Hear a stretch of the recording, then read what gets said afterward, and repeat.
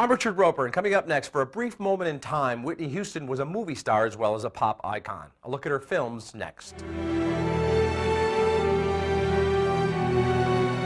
The Bodyguard was originally conceived as a vehicle for Steve McQueen and Diana Ross, but it didn't make it to the big screen until 1992, and by then it was starring Kevin Costner and Whitney Houston.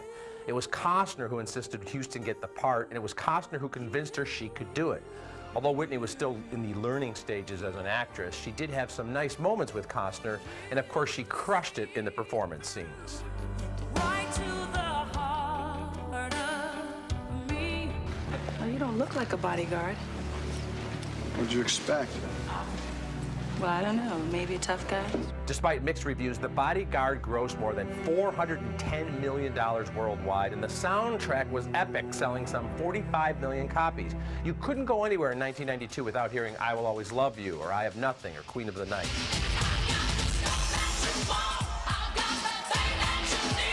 Like Barbra Streisand and Cher before her, Houston seemed poised for a long run as a leading lady as well as a pop music icon.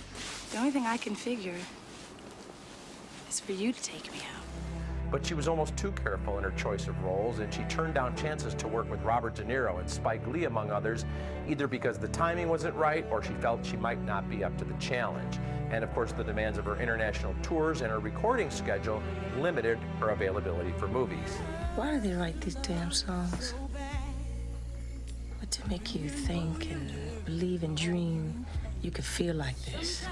We saw flashes of Houston's on-screen potential in 1995's Waiting to Exhale, and a year later in The Preacher's Wife, which featured probably the most natural and comfortable performance of Houston's brief film career.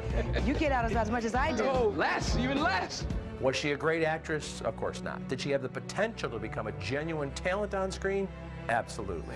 But after playing the fairy godmother in a TV version of Cinderella in 1997, Houston essentially stopped acting. She did have producer credit on a few films, including The Princess Diaries, and she was the executive producer, and she will be seen on screen one last time in Sparkle, which is slated for an August release. 'Cause I believe in you and me. The lasting legacy of Whitney Houston, of course, is her music. She had one of the biggest voices the pop world has ever known, and her songs will be played for decades to come. But for a few years in the 1990s, we thought she was going to be a true movie star as well. I'm Richard Roeper, and get all my reviews and much more at richardroeper.com and on Reels.